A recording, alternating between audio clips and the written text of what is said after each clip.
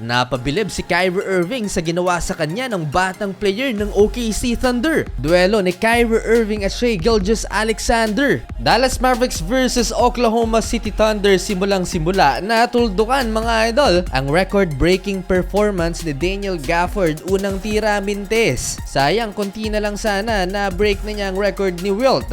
No Luka Doncic, kaya naman si Kyrie Irving nag-step up, dalawang 3-pointer sa pagsisimula ng opening frame. Bad news para sa Mavericks na ankle injury si Josh Green sa kalagitnaan ng first quarter. Kyrie Irving again pinasayaw ang depensa ng kalaban at pinabilib ang crowd sa kanyang hang time, double clutch and one layup.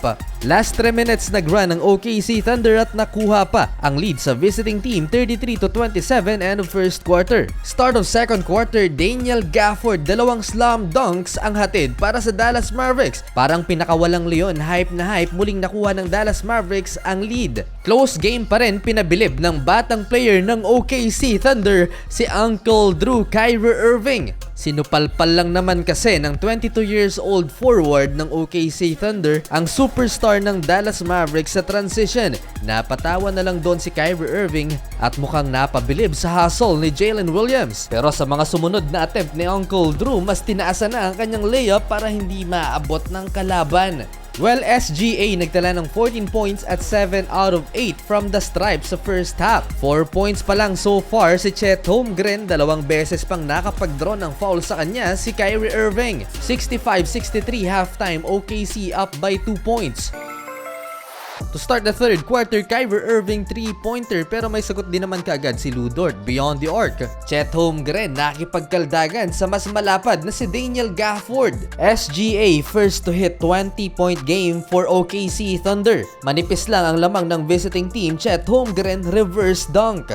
Buhat malala si Kyrie Irving, 20-point double-double na for Uncle Drew. End of third quarter, lamang ng 8 points ang OKC Thunder, 95-87. Fourth and final quarter, nagdodomina itong si Daniel Gafford, back-to-back points for Dallas. Josh Giddey 18 points, second leading scorer for OKC. Bago pa ipinasok si Kyrie Irving, nagtala muna ng 3-pointer si Chet Holmgren, up by 8 OKC. Back in the game, Uncle Drew dalawang beses umapak sa linya, 3-pointer sana. Halfway lumobo sa 11 points ang lamang ng OKC Thunder sa bank shot na to ni SGA. Mas tumindi pa ang duelo ng dalawang magkalabang superstar sa crunch time. Todo buhat din si Kyrie Irving na pinakitaan naman ng handles ang Thunder at nag-switch pa ng kamay sa ere, tough shot. May highlight din sa SGA last 2 minutes, Eurostep, sumagot pa ng 3-pointer si Kyrie Irving pero si Jalen Williams cutting dunk dagger, panalo mga idol ang OKC Thunder.